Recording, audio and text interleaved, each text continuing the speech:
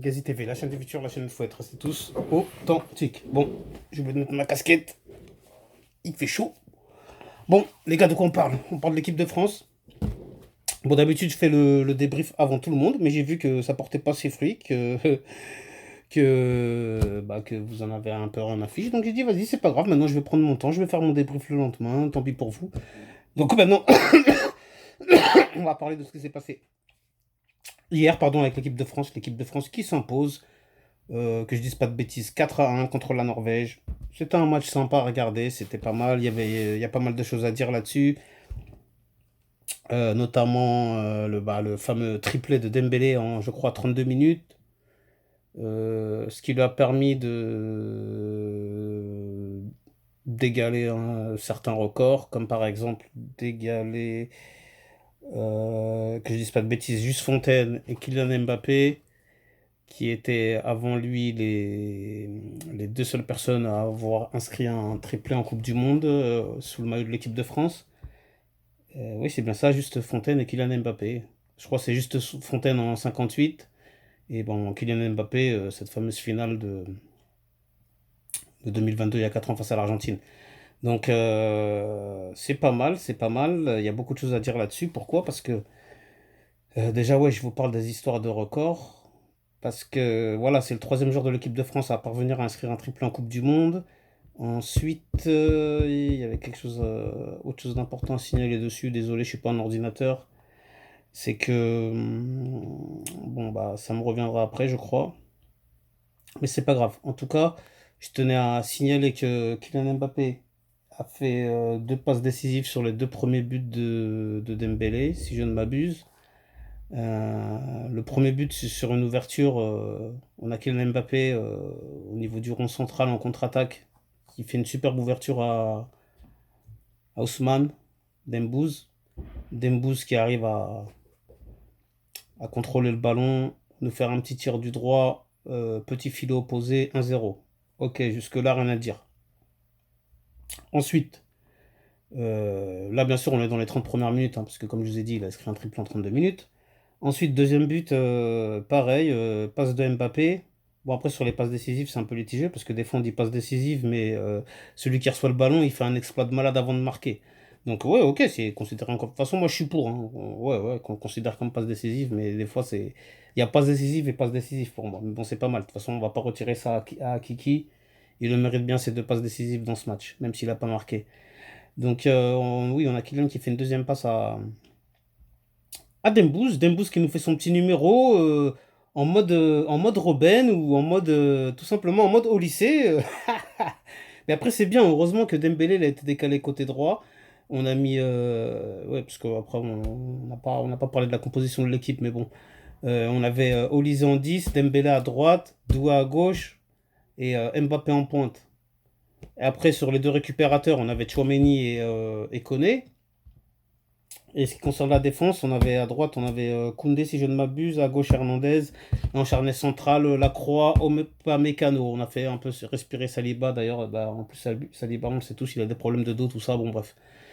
Et, euh, et donc on a Dembélé qui a inscrit ce deuxième but, et le deuxième but, franchement, il était fantastique, il était phénoménal, il était mémorable, c'est comme je vous ai dit, en mode à la Robben, il vient, il contrôle le ballon, il fait son petit truc, il se décale, il tire, hop, du gauche, et il inscrit ce deuxième but.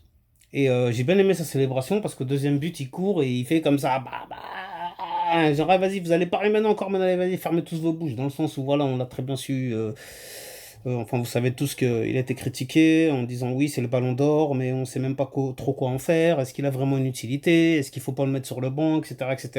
Là, il a prouvé en deux matchs que de quoi vous me parlez. Parce que le match précédent, c'est un but, une passe.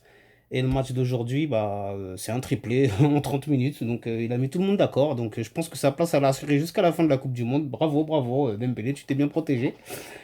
Et individuellement, donc, on a au lycée qui a un peu moins brillé hier, mais bon, c'est pas grave. Hein, au lycée non plus, il peut pas faire 10 passes décisives par match, façon de parler. Mais il a toujours eu son utilité, son importance dans le jeu. On a eu Doué qui a eu énormément de temps de jeu parce qu'il a joué du début à la fin. D'ailleurs, on a eu Dembélé qui était déçu de sortir parce que lui, ça a été le premier à sortir. Mais Moi, franchement, ça m'a pas dérangé parce qu'on sait qu'avec le PSG, il a eu des petits soucis physiques tout au long de l'année, Dembélé. Donc, moi, je trouve que c'est pas mal de le préserver. On- Mais avant de parler de ce qui s'est passé en fin de match, il faut que qu'on termine déjà cette histoire de triplé parce que après le troisième but, je sais plus qui lui fait la passe. Bon, peu importe. Pareil, c'est le troisième but, je crois, il ressemble un peu au deuxième.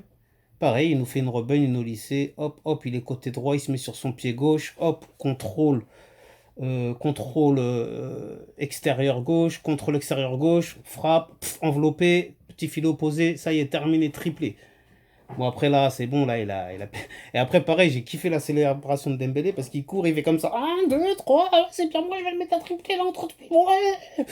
Et puis après, à la fin, par contre, j'ai pas compris parce qu'il fait. Enfin, j'ai pas compris, si, j'ai compris. Il fait une dédicace à Kvaratskhelia du PSG. Il fait comme ça la célébration de Kvaratskhelia. Par contre, cette célébration-là, il faut me dire, dites-moi en commentaire si vous connaissez la signification parce que j'ai jamais compris ce que ça voulait dire. Et moi, quand je vois Varane faire ça, je me dis, mais pourquoi tu fais ça?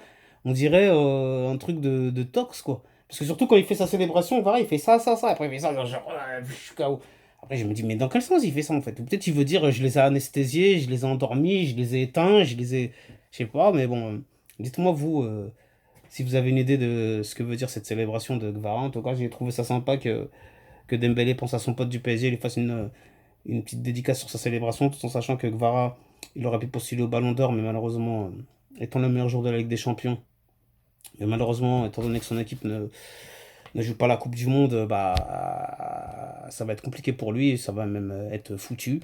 Donc, par contre, ce qui en est de Dembélé, c'est bien parce que là, il s'est relancé dans la course au Ballon d'Or, puisque le début du tournoi, en 3 matchs, on a 4 buts pour Mbappé concernant l'équipe de France et 4 buts pour Dembélé concernant les meilleurs buteurs, hein, même si on a Doué et Barcola qui ont marqué. Et, ça fait énormément plaisir pour Dembélé qui remette les pendules à l'heure lui aussi. Un peu comme Kylian Mbappé l'a fait lors des 2 premiers matchs, et même Kylian il a confirmé hier, même s'il n'a pas marqué, mais en faisant ces 2 passes décisives magnifiques. Et je crois en tout début de match, il fait également, il touche les montants des Norvégiens. Bon, après, côté Norvégien, c'était un peu dommage parce qu'il n'y avait pas Haaland, il jouait pas. Mais apparemment, c'était voulu, hein, les Norvégiens se fichaient complètement du résultat, de perdre, de prendre même 10-0 ou je sais pas quoi. Ils savaient qu'ils étaient qualifiés. Eux, ils attendaient avec impatience les 16e de finale. Ils ont mis Haaland au frais, tranquille, les Haute-Garde et tout ça, tous leurs titulaires les plus importants.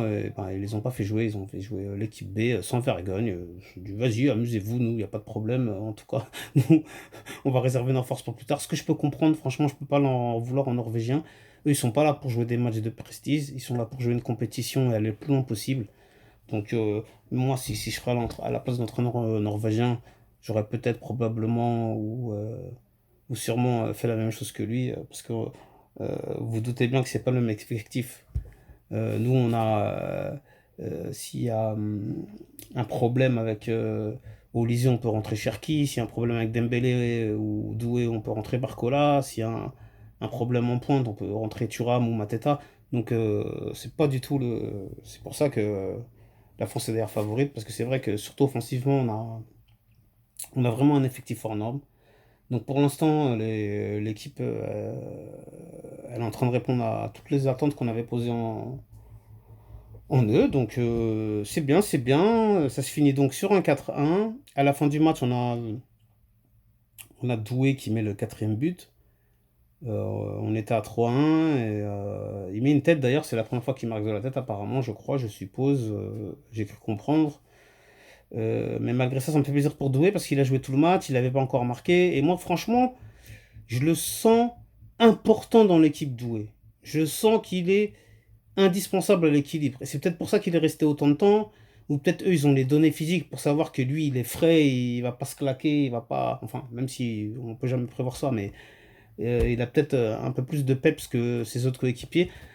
Parce que c'est vrai qu'il a eu énormément de temps de jeu hier. Après, moi, ça me dérange pas. Dembélé, j'étais content qu'il sorte rapidement, enfin rapidement, vers la 65e, même si Dembélé, lui, ça l'a énervé, hein, on l'a bien ressenti sur les images. Mbappé, il est sorti vers la 86e ou je sais pas quoi. Bon, j'espère qu'il a pas boudé pour ça, parce que lui aussi, j'aimerais bien qu'il soit au frais pour les vrais, pour les 16e de finale et les 8e, hein, pour les vraies confrontations à élimination directe.